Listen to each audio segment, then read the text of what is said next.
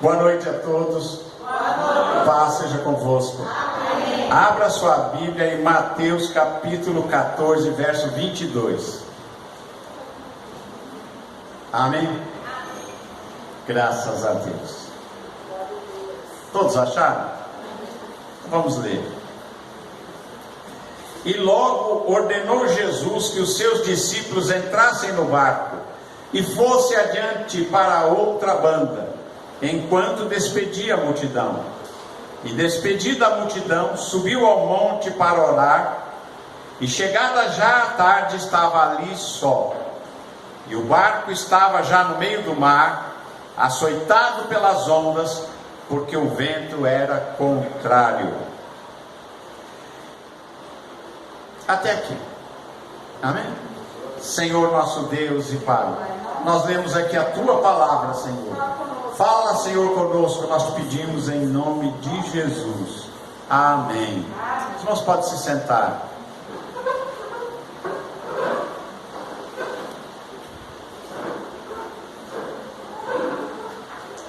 Jesus tinha feito um grande milagre. Ele tinha multiplicado o pão e o peixe.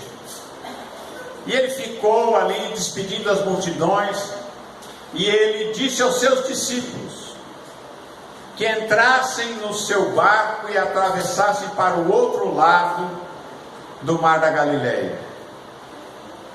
Vão para o outro lado.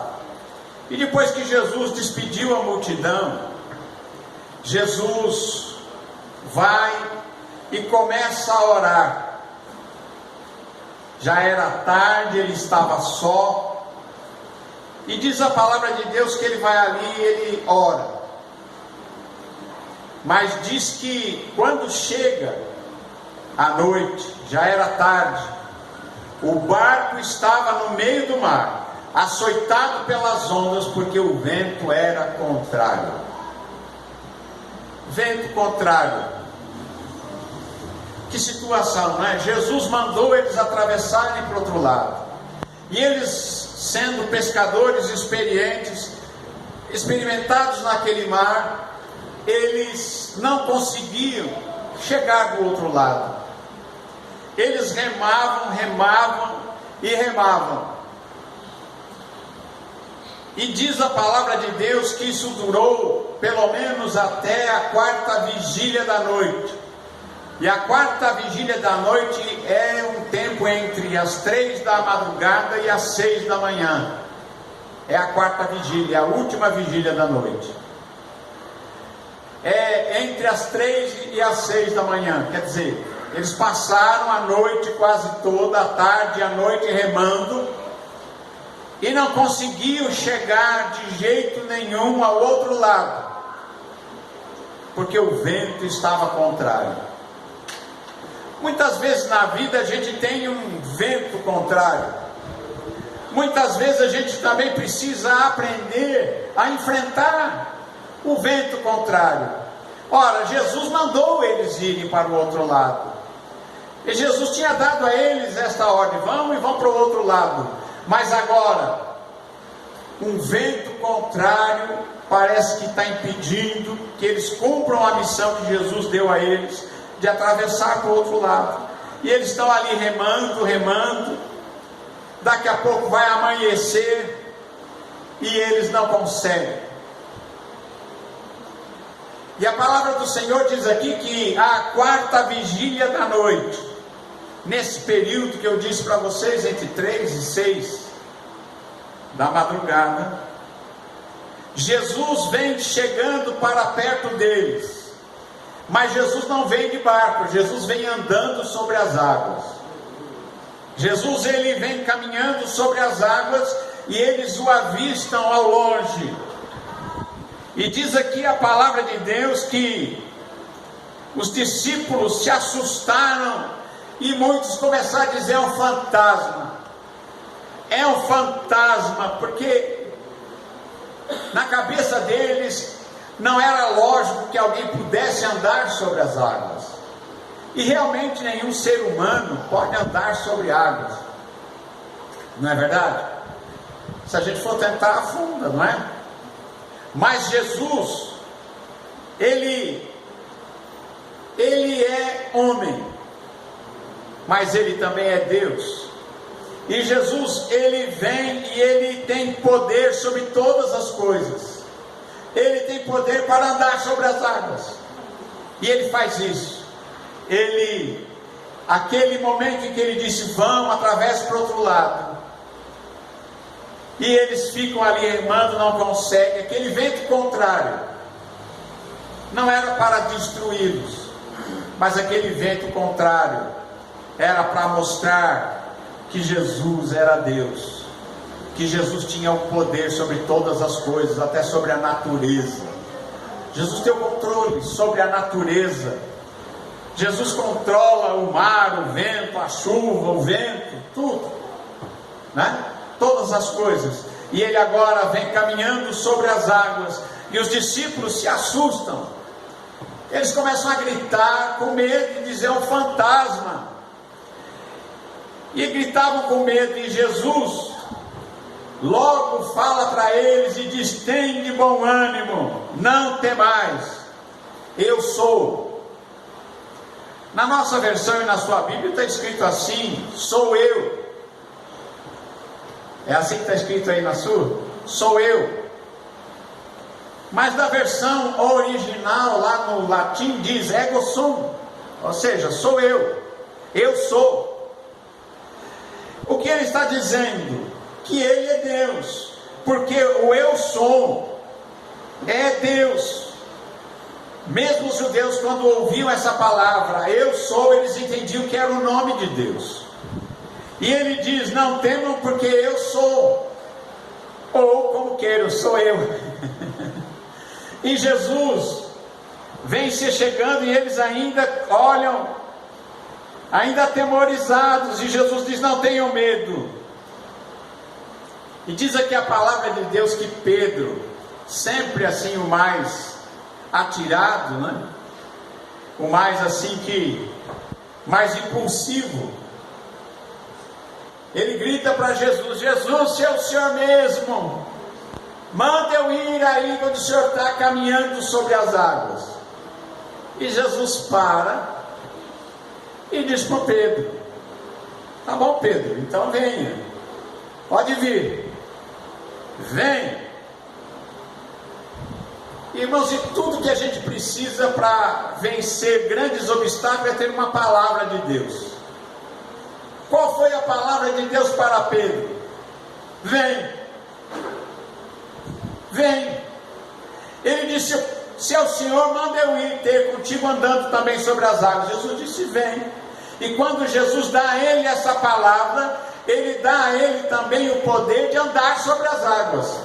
E Pedro, ele salta do barco, no meio do mar, vento contrário, ondas, e ele salta para as águas e começa a andar, olhando para Jesus, porque aquele que está olhando para Jesus, aquele que olha para Jesus, Jesus é o autor e o consumador da fé. Então Pedro, olhando para Jesus, ele só vê Jesus, e ele vai andando sobre as águas e vai até perto de Jesus. E diz aqui a palavra que quando ele chega bem pertinho de Jesus, ele tira o olhar de Jesus. Ele começa a olhar aquilo que o réu rodeava. Ele começa a olhar as ondas. Ele começa a sentir o vento. E ele deixa de olhar para Jesus, começa a olhar as ondas, começa a olhar a água abaixo dos seus pés. E ele começa a entrar naquele modo racional, que diz assim, isso é impossível. Um homem não pode andar sobre as águas. E quando ele acredita que não pode, ele começa a afundar. Porque se alguém acredita que não pode, ele não pode mesmo. E se ele acredita que pode, ele pode. Quantas coisas na vida é assim? Quantas coisas na vida a gente não faz porque não acredita? não acredita que pode. E assim Pedro olha para a situação, e muitas vezes a gente fica travado na vida, não consegue realizar as coisas, porque a gente acredita que a gente não pode, assim como Pedro acreditou. Ele começa a acreditar que ele não podia andar, então ele começa a afundar.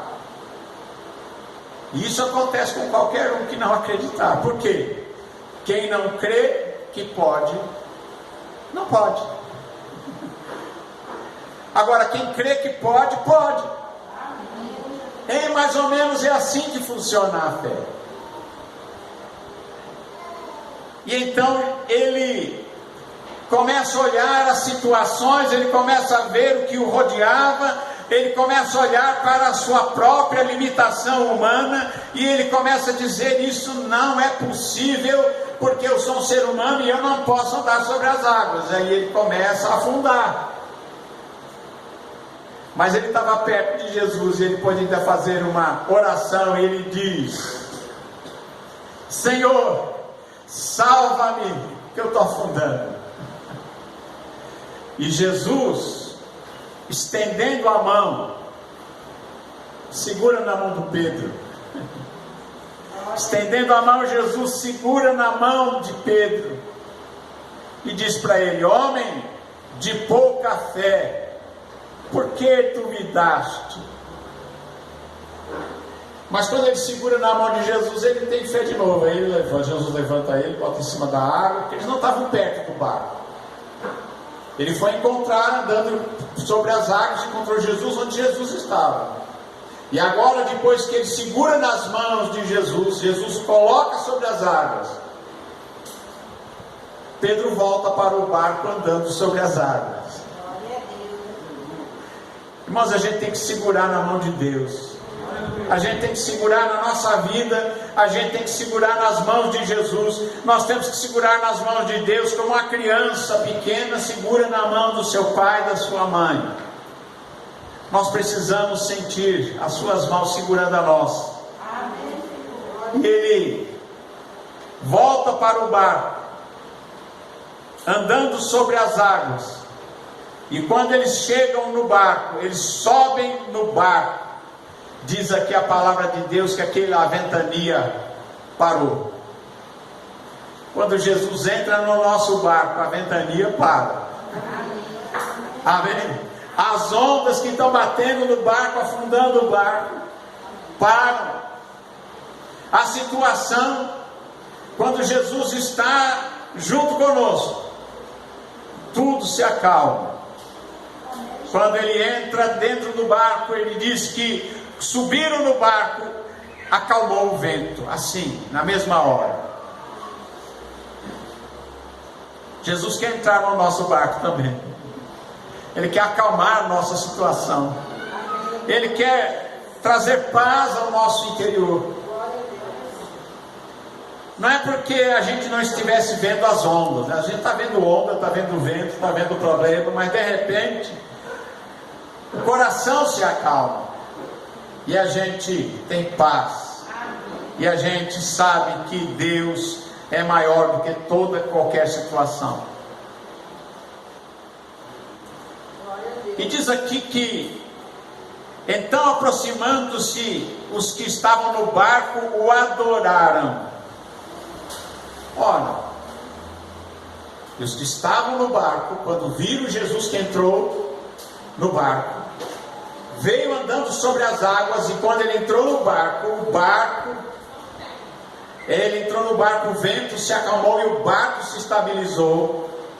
Eles se ajoelharam diante de Jesus e adoraram a Jesus. O que quer dizer isso? Eles entenderam, através deste episódio, que aquele Jesus que andava com eles, que pregava a palavra, que pregava o evangelho junto com eles, que expulsava demônios, que curava enfermos, ressuscitava mortos, multiplicava pão e peixe, era Deus. Porque na palavra de Deus está escrito: somente ao Senhor teu Deus adorarás, e só a Ele darás culto. Um judeu, como todos eles eram judeus, só podiam se ajoelhar diante de Deus. Não podiam se ajoelhar diante de uma pessoa, um ser humano comum. Não podiam se ajoelhar diante de uma imagem de escultura. Mas agora eles se ajoelham e adoram. E quando eles fazem isso, é porque eles compreenderam que só o Senhor é Deus. Eles compreenderam que aquele Jesus, homem, era o Filho de Deus, era o próprio Deus encarnado, que estava com eles ali naquele barco. Glória a Deus.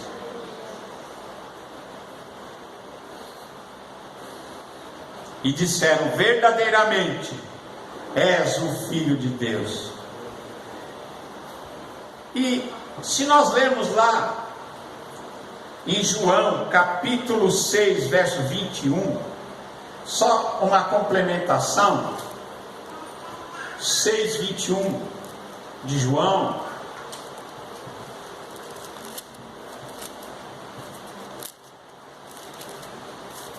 diz assim que quando Jesus entrou no barco, está escrito assim: então eles de boa mente o receberam no barco, e logo o barco chegou à terra para onde iam. Ora, eles passaram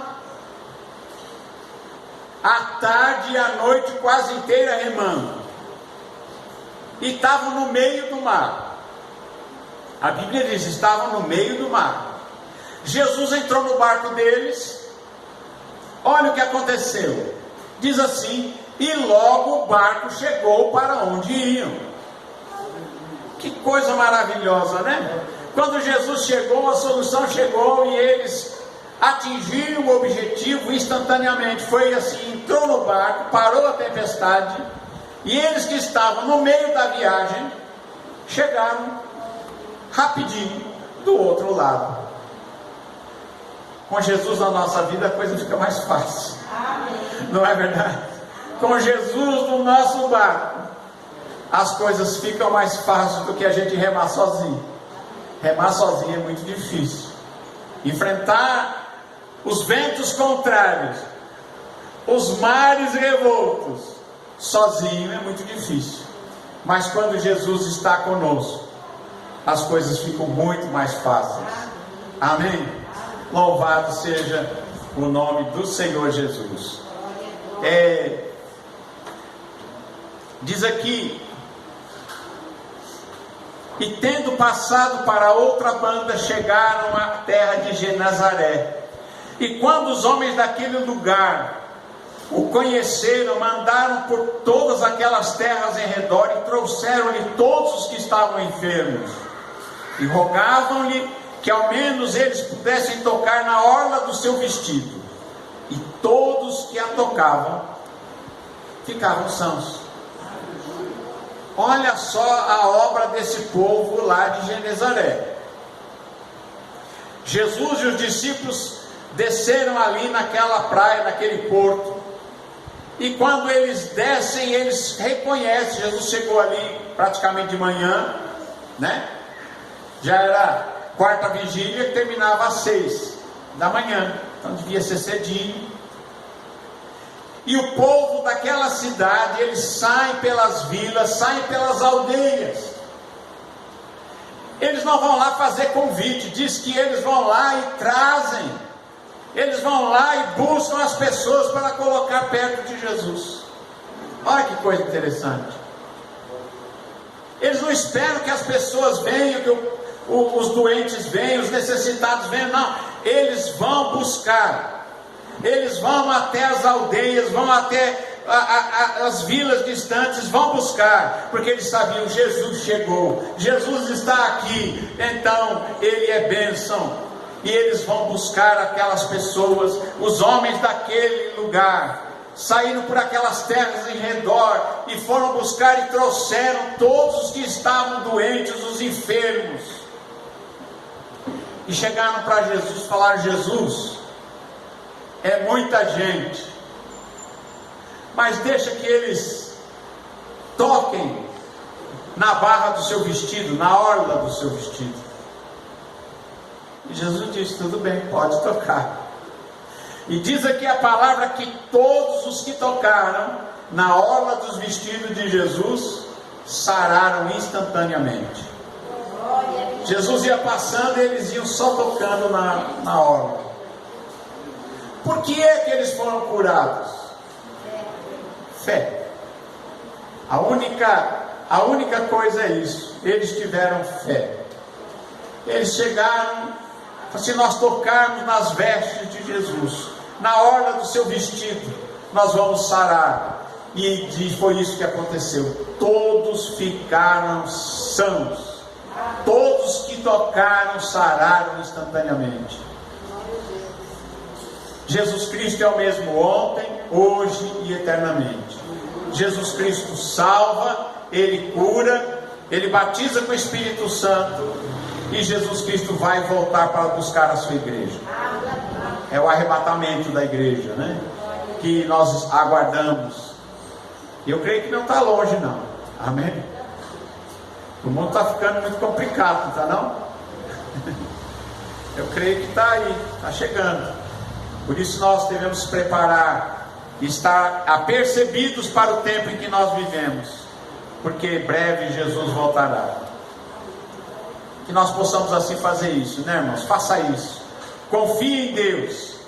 Entrega o teu caminho ao Senhor, confia nele, e o mais Ele fará.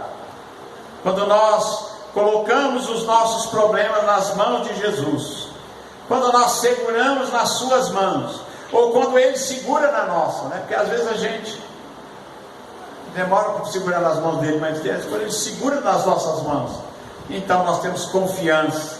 Jesus está sempre conosco, e Ele diz naquele texto que nós lemos: não temas, porque eu te amo. Não foi isso?